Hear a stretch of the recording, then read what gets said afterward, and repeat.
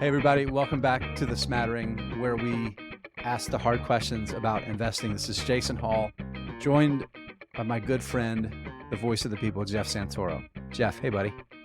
Hey, how are you, sir? I'm good. It's mailbag week. It's been a couple months, I guess, since we did a mailbag. So we're going to do a mailbag. Yeah, it's been a while. We usually wait till we have 2 or 3 good questions, and then we'll put out a call to get a few more just to fill out the hour. And we got some good ones for this week, and we're looking forward to answering them, having some conversations. I like the way they take us in different directions. We always try to answer the question, but then we riff a little bit, and it, I think, makes a good conversation. Before we do that, though, just some quick housekeeping. Still begging and pleading for likes and ratings and reviews on the podcast apps. That would really help the show get in front of more people. So if you could take literally 4 seconds out of your life and give us some stars and maybe even take a little longer and write a little review on Apple Podcasts, we would really appreciate it. Also, don't forget, we got a newsletter now. You can check that out and subscribe. You get the transcript on Saturday. You get a newsletter where Jason and I write something that we feel like writing about every week. This is the 4th week of that coming up, I believe. So we're Yeah, still that's right. still getting that rolling. So if you're interested in that, check that out. And stick around for the second half of this episode because we have an exciting announcement that we're going to announce as soon as we're done doing the mailbag. Yeah, that's right. So, like I said, it's been a while since we did a mailbag, and we've got some questions that we've had for a while. We've got a text group of some friends of the show and people that we know professionally that had some questions that they wanted us to answer as well. So we've got a pretty good group of questions, Jeff. So I'm going to dive right in here with the first one. This is from our good friend Colin Waugh, who's a great friend of the show. His is really engaged and has had a lot of questions for us in the past. And I really like his question here. He actually had a couple questions. So the first one: where do you think capital is scarce right now? I like this question a ton because this is really useful to useful maybe isn't the right word, but when you think about capital, right? This is large investors, private equity, venture funds, uh, people funding startup businesses, all that kind of thing. Banks where they're lending, like all of those things, companies that are going public, secondary offerings, like all of those are capital, right? People that are looking for capital, businesses that are looking for capital, or capital providers. So this is a fun question. Jeff, you want me to start this one off or do you? So the first thing that came to mind when I read this is, and this is something that I follow pretty closely, particularly having followed Silicon Valley Bank and followed the tech market for a number of years. I can tell you where capital is extremely scarce right now, and that's venture capital, right? Essentially everything that happened with the collapse of Silicon Valley Bank, the knock-on effects that took out Signature, and then of course ended up leading to the failure of First Republic is because capital is very, very scarce if you're a startup, particularly a high-tech startup right now. Last year was a bad year. This year, I'm not sure if it's gonna be worse. Probably won't be worse. Like, more deals will probably get funded this year, but maybe the total dollars is not gonna be as high, and certainly not at the kind of valuations that we've seen. So that's definitely an area where capital is super, super duper. And that, I mean, you can tell me if I'm wrong, but my understanding is that what venture capital is doing and what private equity is doing actually does have a lot of an impact on what happens in the public markets, Oh, yeah. right? So one of the big sort of things that was a big trend back in 2020 and 2021 was just tons of companies coming to the public markets, some of them way too early in their cycles. And you're seeing the results of that now where they weren't profitable when they came to the public markets. They're still not profitable. They're struggling to stay alive. And in a normal, quote unquote, environment prior to this bubble we saw after the pandemic, those companies might have stayed private for another 6, 7, 8 years, but they wouldn't have come public when they did. So I like to think about these questions through the lens of like what it can mean to individual investors. And to me, what private equity and what venture capital is doing or not doing does have an impact on us as public market investors. Yeah, Jeff, I want to kind of walk through a little bit about what you were saying and kind of how I think about it because we know the interest rate environment has changed substantially over the past year, but just to really hammer it home, again, these are levels of interest rates we haven't seen in 16, 17 years.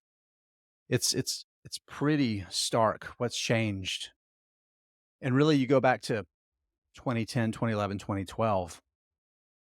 People have talked about it a lot, but I don't think people really maybe understand the repercussions of that ultra low, not just the 2020, 2021 period, but 2012 through to really 2018. 2019, the Fed started raising rates a little bit before COVID, right? So there was already a plan in place to start bringing rates back up closer to like historical levels from that ultra low rate environment that we had been in for like almost a decade. And one of the things that happens when you see those protracted periods of low rates is you see money creep out of fixed income and into equity. So fixed income is debt. You get a fixed return, right? It's a clear return. It's the yield that you get, and then you get your money back when at the end of the term for that bond or whatever the debt is, right? Equity, you own a stake in the enterprise. So you take on ownership risk, right? The business fails, everybody else gets paid before you do. The business struggles, you lose money because it's not worth what you paid. All of those things come into play. So you saw this massive risking on, and a lot of money flowed to venture capital, these venture capital outfits that they're not just investing their own capital. They're investing other people's capital too. They act as asset managers. That was actually one of the things that Silicon Valley Bank did. One of SVB Financial's businesses was bundling that together. So what we've seen is not just money running away from tech, but money running to a more certain yield. So that's a big part of it. And so the threshold for risk has changed, right? With rising interest rates, because if you can get that minimum, if you can meet your minimum hurdle rate for return in treasuries, you're going to own 30-day treasuries. You're not going to invest in a money burning startup.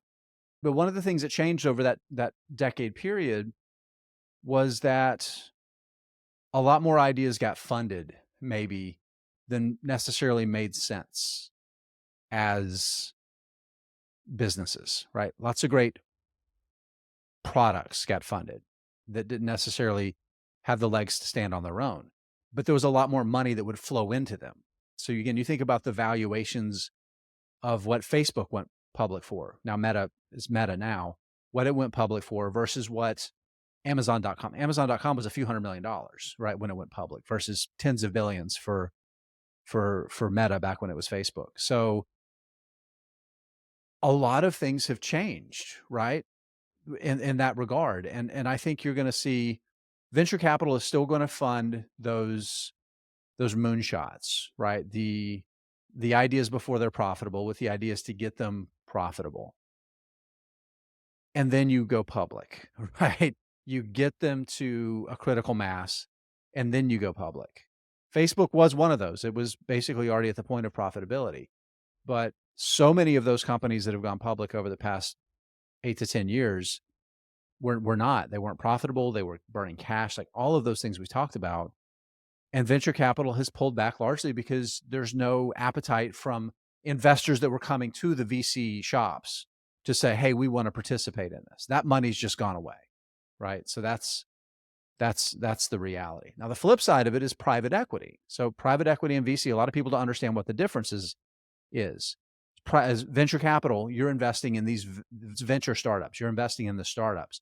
Private equity is just the acquisition of businesses, right? You're buying, maybe you're taking a public company and you're buying it and taking it private. Maybe you're just buying a business that's already private, right? It's just equity in private companies is really what it is. And what you've seen is more and more private equity are seeing opportunities for those great products that are not good businesses that are over a barrel at this point, right? They need a buyer because they're running out of money because VC is not there for they're not going to do a down round. There's no appetite for a secondary on the stock market. And if they can get a little bit of a premium to private equity and let the business get taken private, and then they can bundle some like get 4 or 5 good software products that can work together, and you can actually make a company right out of them. And that's what private equity is doing right now with a lot of these businesses. I've got one more for you, Jeff. I got one more for you. An area where their capital is about to get very scarce and is already scarce to some extent, but is about to get scarce. Commercial real estate, offices particular. We keep hearing about the bubble, right? The refinance bubble that's coming.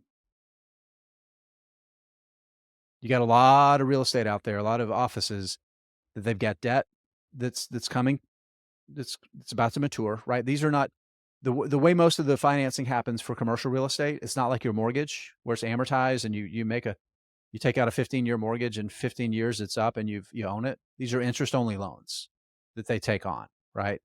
So you have to refinance the entire principal at the end of the term, and interest rates have gone up and property values have gone down, right? So a lot of these are basically upside down. So Yeah. And then, the thing that I think is still kind of shaking out, but will probably never go back to the way it was before the pandemic is working at work versus working from home. It was never going to be all work from home like some people thought was going to happen after the pandemic. But you're right. I don't know the real estate space very well, but I listen to a lot of podcasts and read a lot of articles about it. And the thing I've gleaned is like the point you just brought up, where basically when leases end and debt needs to be rolled over and stuff and such, and you have lower property values, higher interest rates, like what's going to happen to all these buildings that weren't being utilized like they were back in 2019 and earlier anyway? So it brings up all these other conversations about like, do you start seeing office buildings converted into other things? But that's not as easy. It's more easily said than done in some cases. Like you can't just turn an office building into an apartment necessarily because of the way the different buildings were built and all that kind of stuff. So I agree that that's another place where we're going to see where we see some scarce capital. All right. Colin had a second part to his question. So I have some thoughts on this one. Maybe I'll kick it off and then you can jump in. So Colin says, thoughts on dipping your toes in a sector by buying an ETF. I started buying CYBR, which is a cybersecurity ETF. I know next to nothing about cybersecurity, but I know it would be stupid to not have exposure in the sector. So personally, I don't do this, but I've thought about doing it because as I've learned more and more about investing, there's not, I don't think anything, I think it's a good idea actually. If there's a sector that you put into like your too hard bucket, or you just don't want to predict who's going to be the winner in it, I think buying an ETF in that sector is actually a really good idea, either forever or until you learn more. So for example, cybersecurity is one, but an area that's just hard to invest in is like biotechs, right? Because so much of a biotech's future is binary. They're either going to get their drug FDA approved or they're not. And you're sort of just guessing whether the stock you bought is for a company that's going to make it. So yeah, I don't think I have a problem with it. I think it's a good strategy, actually. The one thing I would say though is do a little research on what's in the ETF and like what the top holdings are. So I just Googled the one that Colin wrote to us about, and I also just found a couple others. So just as an example, the top few stocks in this CYBR ETF are companies that I know you and I are familiar with, pretty big names in the cybersecurity space: Zscaler, OKTA, CrowdStrike, Palo Alto Networks, Booz Allen Hamilton, which is not one I think often comes to mind when you think cybersecurity, yeah, Fortinet. And so that's the top 5 or 6 in order in that ETF. But I found another one. It's an iShares ETF. The ticker is IHAK. And that is a totally different top 10, right? So their number one holding is Palo Alto Networks, then Science Applications International, which I've never heard of, CACI International, Fortinet, Booz Allen Hamilton. So I won't read all of them, but you get the idea. Each ETF is going to have a different top 10 list, different weightings. So I would just say do a little research, because the downside of an ETF is you might get some junk thrown in there along with some of the big names, but maybe one of them is a diamond in the rough, so you don't know. So that's my take on it. What do you think, Jason? Yeah, I largely agree. I think first of all, I think probably more investors should be using ETFs broadly. Let me rephrase that. I think more people who are buying stocks should probably be using ETFs broadly. They're just really useful, and they can, like, number one, obviously, like the S&P 500 index and, total stock market index, and some of those are great ways just to get market exposure without having to do all the hard work. But yeah, I love the idea for these big secular growth, large tailwind areas like cybersecurity. I think they can be compelling. And you hit the high notes, right? Look in the prospectus, look at the top holdings, right? They're required to report their holdings. And yeah, this is a good example, like the cyber, this one, just so people know, this trades on the Toronto Exchange. And of course, our good friend Colin is in Canada. So makes sense for him for a lot of reasons to buy something that's traded on the Toronto Exchange. Again, to know what you want to know what it holds, but you also need to know how much you're paying for it. In this case, this is one that the expense ratio is 0.4%. And what that means is every year they're going to take 0.4% of the assets. That's the cut. That's the take that the asset manager takes to run it. And that's a little on the higher side.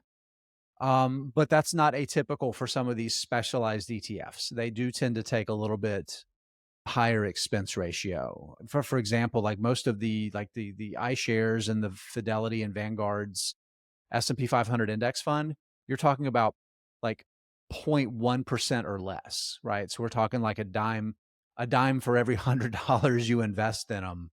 Like the just incredibly low rates versus 40 cents for every $10 you invest in this case. And it doesn't sound like much money, but over, 20 or 30 years, that expense ratio can add up. So at least know what it is. And if you're going to pay a premium expense ratio, you need to be investing in it because you're expecting to get alpha. In other words, alpha meaning better performance than the index, right? The S&P 500. That's why you would be buying this is to get that. So, Yeah, and in another this way you case, could go ahead. no, I was just gonna say another way you could go to that end if you really want to start looking at expense ratios and things like that, you could find a broader technology ETF that might have a lower expense ratio because it's not so niche, but might have a few cybersecurity companies in the top 10 or 20 holdings, right? You'll also get things like Apple and Microsoft and NVIDIA and things like that, but that could get you a little bit of exposure with maybe a lower expense ratio, maybe a little more diversification. So it's just another thing to think about. Yeah, I mean, this particular fund, it's like 70% in the top 10 holdings, right? And they're like the names you mentioned, Zscaler, CrowdStrike, Fortinet. Actually, I like the Booz Allen Hamilton. I just people might be like, "What is that?" They're basically a defense contractor that really Right. focuses on technology and cybersecurity, right? So really, you know they're going to get paid. You know where their money's coming from, and they're gonna make money. So I like that. Okay, what's next? All right. So we got a message from Hulk Lee on Twitter, I believe.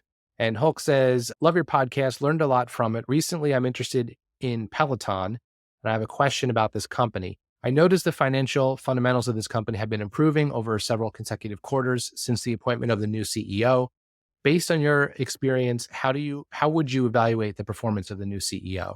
So for anyone who hasn't been following, Peloton's founder and CEO stepped down more than a year ago at this point. They brought in Barry McCarthy, who, where did he come from, Jason? Do you remember what his background was? He came from another company. I'll look it up, or Jason will look it up while I'm talking. And basically came in to fix the company, like fix the fundamentals, get it back on It's track. Spotify, maybe. Yeah, maybe. And I haven't looked at the actual financial results in detail since I sold my shares probably more than a year ago at this point. But I know that things have been getting better. Peloton always had a strong brand, rabid, excited users. Some of those metrics continued to do well, even as the company had larger financial trouble, like their churn rate's still really, really low. People stay once they are members. They just got a little bit too over their skis in terms of trying to be a hardware company when the strength is really in their app and in their software and in their instructors. So I think under McCarthy, they've gotten a lot of the financial stuff heading in the right direction. They've kind of pivoted to be more of a app first software workout anywhere with our app kind of company. it just anecdotally, we have a Peloton bike, and I just started using the app recently for some non-bike stuff. And I haven't used it maybe in 6 or 7 months. And I was shocked at like how much new and different things there are. Like now they have like a gym, something about a gym mode or something where you can just listen on headphones, like as if you were in the gym. So you don't have to be tethered to like a screen or your phone, like looking at something, and it just gives you audio cues, is my understanding. So I don't know. It seems to me like he's doing the right thing. It's going to take probably some more time to really get it back on track. But if they can get the fundamentals heading in the right direction, keep the users and growing and happy, and that, it trades at now a much more reasonable valuation. Like there's really no reason it couldn't be a good investment from here. Now that all of the crazy run up that we saw in 2020 and 21 is behind us. So I think he's done a good job just from my not deep dive into the financials quarter to quarter. Have you looked at it any closer than that, Jason? No, and I probably never will. I'm kidding. He's not kidding. But no, I've actually, I have, I've read, I do actually read the releases because so many people are interested in it, right? And I know it's one that you're interested in. And our friend Travis Hoyam he talked about it on the show when he came on Yeah. his asymmetric investing, and he talked about exactly what you're talking about, that they're moving away from the hardware, the cyclical part of the business, getting their cost structure, kind of in a better place where their lower expenses, or like where their fixed expenses are lower, and starting to benefit like from like internet economics instead of like cyclical manufacturing economics. So I like those things. I really do. The one observation that I have is that I don't understand what is the potential addressable market? Like how big is it really? Hmm. And again, I think the biggest competition for what they're trying to do now is going to be Apple. I think it really is. You're not competing against, like they always tried to say they're competing against the gyms, and now you're competing against Apple, Yeah. which has made a concerted effort to make fitness a big part of their ecosystem. And that is a man. I don't know if that's a company I want to compete with. Can they be the Pepsi to Apple's Coke in this? Maybe, but again, it's is the market share really going to be more like Tab, right? Yeah. Do you Well, how many people actually get that reference to Tab is yeah. the No, diet soda I you get get? it. I I guess that's think the point. I think it is hard. That's a really good point. I just recently subscribed to Apple's like Apple Plus or Apple One subscription because between me and my son's Apple Music subscriptions and the cloud storage stuff, it made sense to just subscribe to their bundle, which is why Apple does as well as it does. But with that came the Apple Fitness subscription, which I don't use, I don't plan to use, but I did like click on it to see what it was about. And it looks exactly like Peloton. I mean, they have a Right. studio, they have engaging instructors.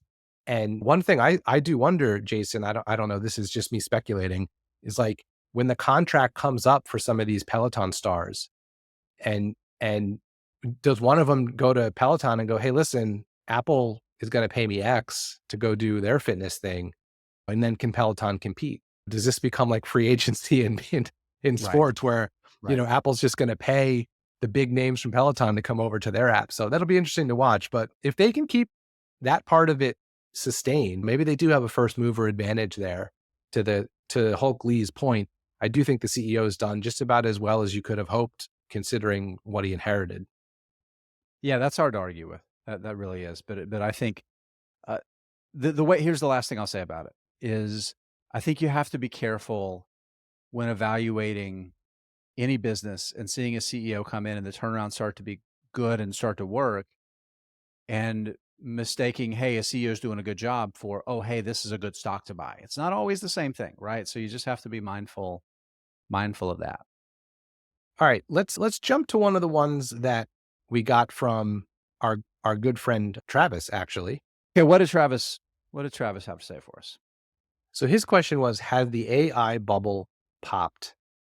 And That's I the most lawyer question in the world because he asked the question that he knows the answer to. well, I actually think this is interesting because Yeah. I might have said this on a previous episode, but I'll say it again because I want to know like what you think about it, and you can tell me if you think this is a completely crazy way of thinking about it.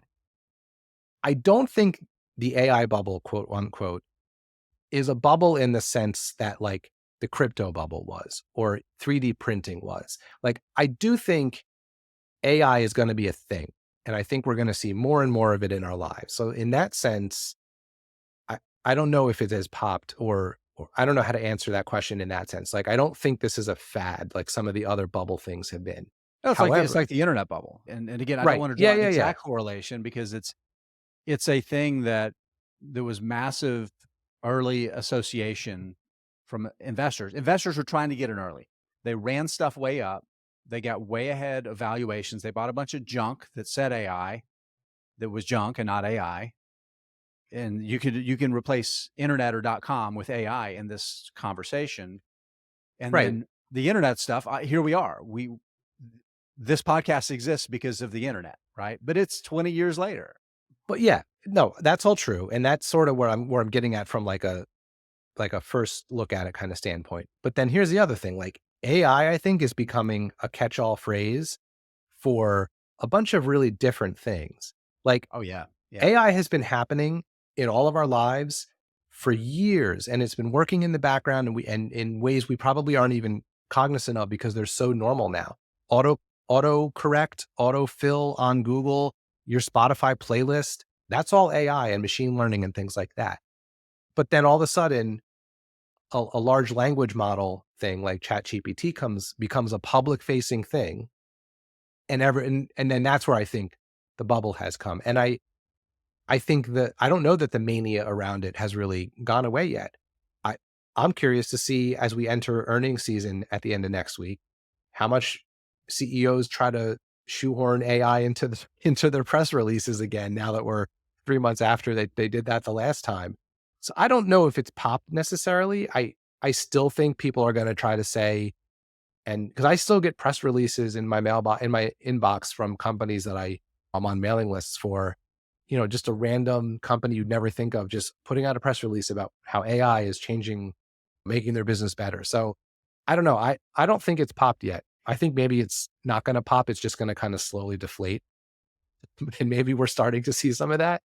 But Yeah. I do I think think it's different than some of the other bubbles we've seen.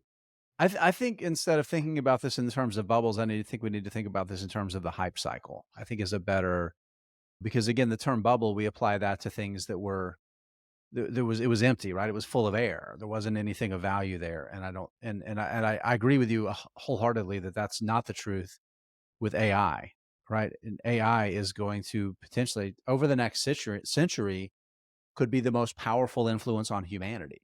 And I think it's likely that artificial intelligence writ large is going to be the thing that fundamentally affects more people's lives over the next century than anything else. Maybe everything else combined, right? I Even don't climate change, right? I think that that's I not don't too bold of a disagree. I statement. just think we were heading in that direction whether or not Absolutely. Chat GPT came out, I guess is my The point. the exactly, and that's the point that I wanted to make is really you go back to the spring and when people say AI now, the average person says AI, they mean generative AI. They mean these large language model based learning like ChatGPT and what's the one that Alphabet's doing? Bard, I believe. Mhm.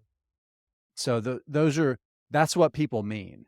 They don't think about all of the other things that AI is doing, right? Facial recognition, like all the stuff that's been going on for 2 decades that AI is behind. Because this is AI that feels more like a person. I think that's the big thing because it can talk to you, it can write back to you, right? And you can feel like you're engaging and interacting with it. And essentially all of the other AI that we've dealt with is it feels impersonal and it's a machine or it's something that's invading our privacy or it's however it was built. Maybe there's biases that were built into it that make it not work well. Like for example, like facial recognition being really crap when it comes to people with brown skin, right? Little things like that that are it seems like that's the transcendent moment we're having is that this is the AI that feels more like Yeah. Yeah, I'm very interested to see with this next earnings cycle, not only how many times it gets mentioned in press releases and earnings reports, but yeah. are there any companies that put results out or have guidance that's really obviously driven by something related to AI? Like, for example, when NVIDIA So you mean Get any companies that are not NVIDIA or Taiwan Well, Semiconductor or even manufacturing company? NVIDIA again. Like, Yeah, I'm just right. curious to see if we see any big pops in a stock price that's something that's directly related to like a legit use of AI. Like, does that happen again? And I don't know, maybe that'll give us an indication of whether we're Yeah. still in that hype cycle, like you were saying. Well, here's some hype for you. NVIDIA, so we're recording this on August 10th. July NVIDIA 10th. closed with a excuse me, July 10th. Thank you. Thank you. Where did that This month is go? coming to you from the future. Brought to you by ChatGPT. Um, NVIDIA stock still trades for $1 trillion market cap. I don't want to say that's obscene, but I think that that is a massively forward-looking valuation because do I think this is a $1 trillion company? Yeah, absolutely. At some point in the future, I think it's gonna earn that valuation at some point in the future. I just don't know how far in the future. It's certainly going to be not August 10th. Yeah, I'm curious. They were guiding for I think $11 billion in revenue in Q2. I'm curious if that comes in at like 10 or 10.5 or 9. Yeah, Does the stock drop 15%? I'm curious to see right. because it's priced for perfection right now. So they have a high bar to get over. We got another one that I think is particularly relevant right now because I think a lot of people that found our podcasts and engage with us, it happens on Twitter. Yeah, and I And think this was from our friend Cena. I think he's the one who yep, proposed this one, yep. so I want to give him a shout out. And I love this because it gives me a chance to talk about my massive mistake of choosing Meta for the unportfolio in our competition. But You're the just question doing is, it. You're will just bringing it up before I do. well, yeah, I figure that that's the right thing I should say after or right before I remind everyone that I won Q2. Okay, moving on. The question is, will threads be good for Meta? And I think it absolutely will be because anything they can do to monetize and or draw attention back to the reason we all know this business to begin with, which is their family of apps, and away from the pile of cash they're setting on fire to try to make the metaverse work, I think is smart for the company. So that kind of that's my hot Yeah. take on that. So I think a couple of things. I think the number one is Meta has had a decade to do this, right? And hasn't done it over the past decade for some pretty clear reasons. And the two reasons that are the most obvious, and I think are 95% of the reason they didn't, is number one, Twitter already existed, right? And as we've learned through Meta's growth from Facebook to the business now with that, like you said, the family of apps, is it's become that family of apps by acquiring them, right? Buying really good platforms. Like they tried to do something that was better than Instagram and it was terrible. They tried to and they ended up acquiring Instagram. They tried to do something better than Snapchat that was pretty awful and they canned it, right? And they stopped trying to chase Snapchat's business. They never really made a serious effort before now to go after Twitter's business because Twitter already existed. That's reason one. Reason 1A of those two reasons is it's a pretty crappy low return business. Twitter struggled forever to monetize the platform, right? That was always the problem. And the reason Elon Musk was even able to get an offer out there that the board would accept was it was a terrible public company. It was a low return business. They really struggled to make money. The whole advertising model wasn't good. They could never figure out a good way to make money with a paid platform. And Musk bought the business and has absolutely gutted it, right? Has absolutely eviscerated the business, hollowed it out from the inside. And it got to a point where the business was so weak, then it became a clear opportunity. Even though this is a low margin business, again, it gets what it gets back to me, Jeff, is what we were talking about what's happened with startups over the past 10 or 12 years is great product, not a great business. Meta is a great place for a great product to live, right? Because you can leverage resources across multiple platforms. You have one accounting department, right? You have, one department that can deal with like all of your different regulatory issues in different areas, right? You don't have to take all that expense on one business. You can pass it across half a dozen different apps. And now it makes sense because Twitter is so weak right now from a business perspective, from a technology, from like having smart people. I'm going to share a little something here. Just a little inside baseball. our episode on fighting chimps and picking stocks, I decided I wanted to test something. I wanted to promote it on Twitter. Twitter actually failed to promote it. Like, I did a 5-day promotion, not gonna say the dollar amount. They never actually, like, were able to promote it. And, like, if you look in the app where you see that kinda stuff, it shows like they promoted it, but it's, like, literally all 0% and $0, and then there's a button I can click, "Promote it again." Like, this is clearly you're going after a business that's in a position of weakness right now, and but here's the last thing, I know I'm rambling here, but last thing about this, will threads be good for Meta is indeterminate because humans are lazy and Twitter still exists, and generally we see all of the noisy stuff, all of like the it's almost always a really loud minority, right? And I don't know if Twitter is weak from like a user experience as we really think it is. Like there was the stuff about seeing 300 tweets and like all of that kind of stuff. I think that stuff doesn't affect 99% of users, right? I don't think it does. So I don't know if it's going to be good for Meta or not. Here's where I think they actually, as much as I don't want to see Meta do well, because it's a business I happen to just personally dislike immensely, I think they have a lot going for them. So first of all, Yeah. their acquisition costs are virtually zero because all you have to do is use your Instagram account, which billions of people have one, click a few buttons and boom, you're on Threads. So as someone who has set up a post account and set up a Blue Sky account to try to like see if there's any life after Twitter, I was like, do I really want two more accounts? So like anyone who feels that way, he's like, well, I already have these accounts. Like this isn't anything new. I know there's like data privacy issues, but if you have a Facebook and an Instagram account, guess what? They have all that data already anyway.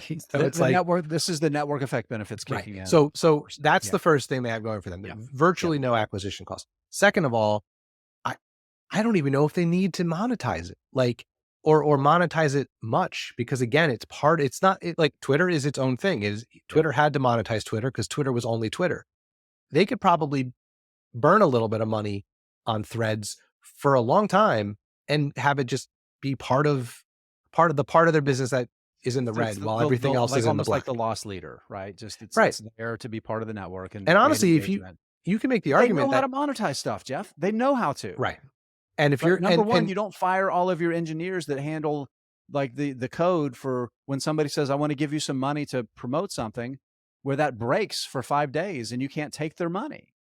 here's the last thing I'll say. Musk is all about free speech and not telling anyone they can't say anything. And that's some people's cup. His free speech.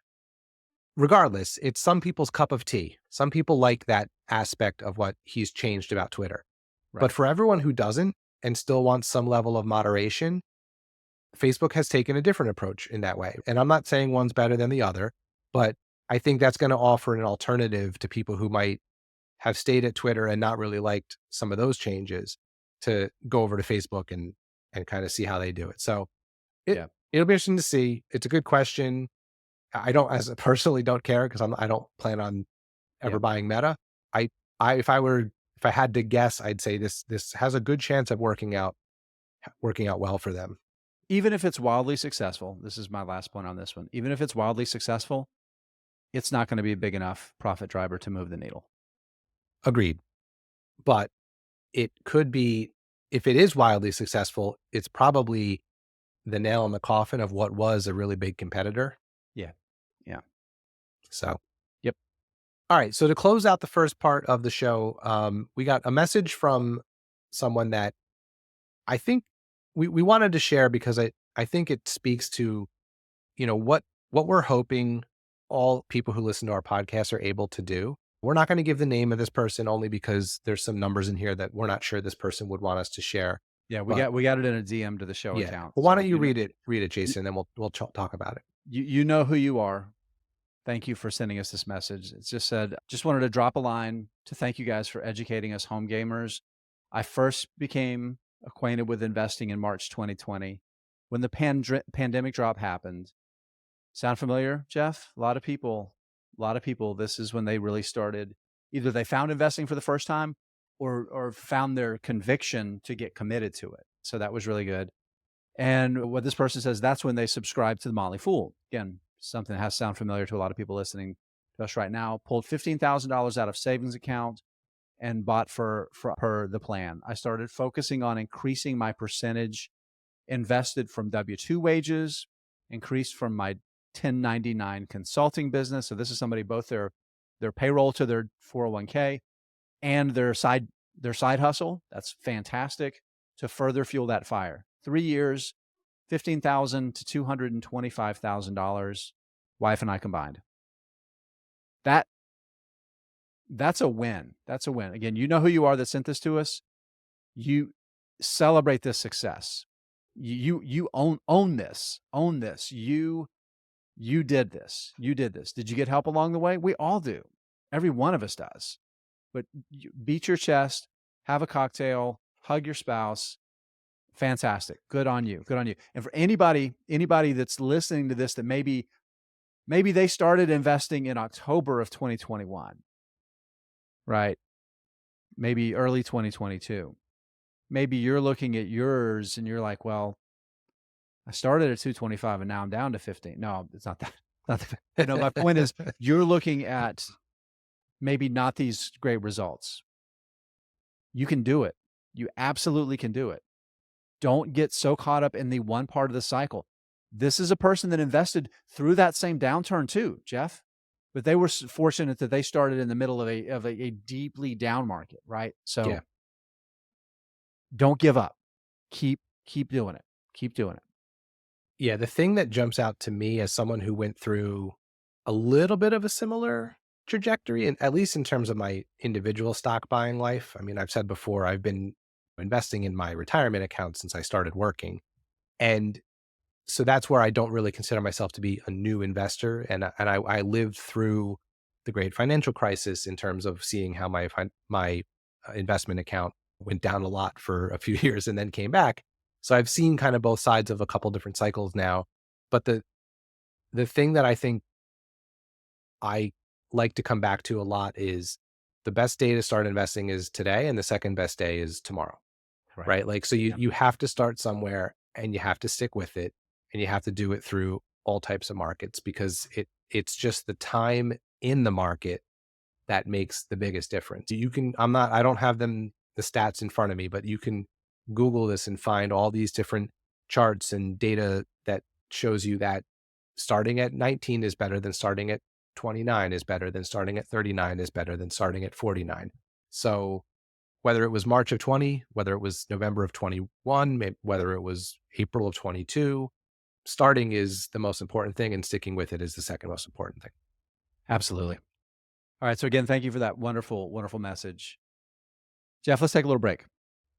Okay, everybody, welcome back from that little break there. Again, thanks for all those great questions. If you have more questions that you want us to answer in a future episode of our mailbag, please go ahead and send them to us. DM the show, send them to our Twitters. You can find all that in the show notes. Show email address accounts in there too. If you prefer to email, please get those to us. All right, what do we got lined up here for our B block, Jeff?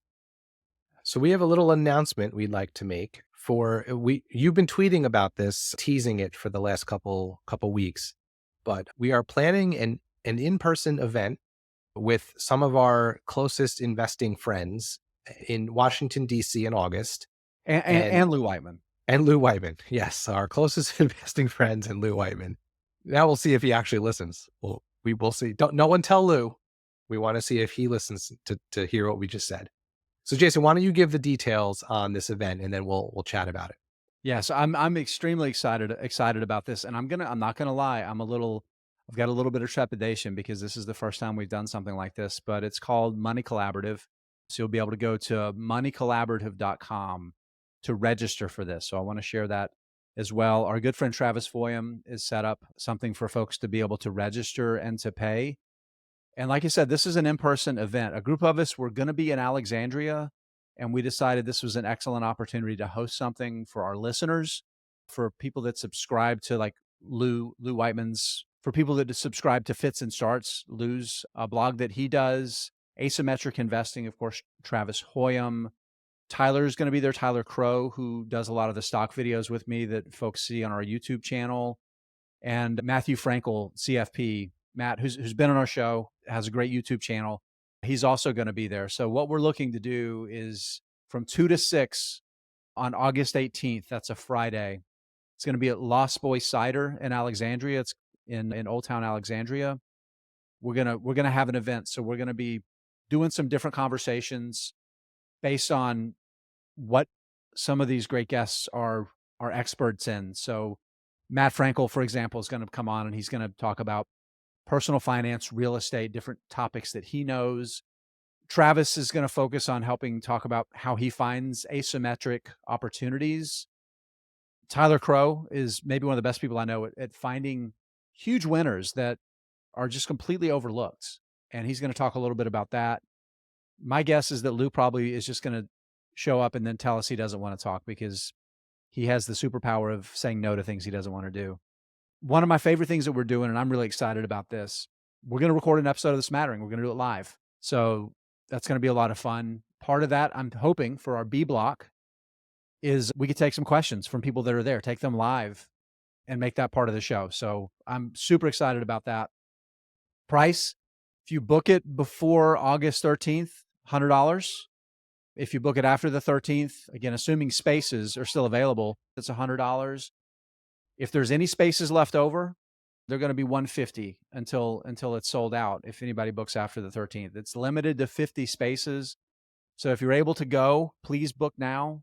Again, we'll have some info on the show notes. You can click to find it. It's moneycollaborative.com is the website. Really, really excited about it. I think it's going to be a lot of fun. Yeah, I'm looking forward to this. It'll be really fun to do a live version of the podcast. In fact, it'll be cool to do it in front of an audience, but honestly, it'll be the first time you and I have ever done a podcast in the same room. So that'll be kind of fun for us too. But, having gotten to know Matt, Travis, Tyler, and Lou over the past couple years has been really helpful in my investing life. We're lucky we can shoot these guys a text message whenever we have a question or want to kick an idea around, and we get a combination of really good insight. So if anyone's in the area, in the DC, Alexandria, Virginia area, want to come down, I think this will be a really fun event with some really great people who are just nice, humble, regular investors who just like to help people. We'll have food there too. It's a 4-hour event. There'll be a cocktail hour at the end. One of the other things I want to point out, and I think this is really useful because Jeff, you've talked about it. Most of us, like in our regular lives, our day-to-day lives, we don't have a lot of people that are passionate about investing the same way we are. And I think the opportunity to meet other just regular people that are passionate about investing in an event like this can also be extremely, extremely valuable too. So not just the half dozen of us that you're going to show up to listen to and to talk to, but look around, the people sitting next to you at the tables too. I think there'll be a great opportunity to meet some amazing people. So hope to see everybody there. All right, Jeff, we have once again done the thing that we do. We did it. Okay, friends, as always, we love to give our answers to these hard investing questions, but it is up to you to get your own answer. You can do it. I believe in you. All right, we'll see you next time, Jeff. See you next time.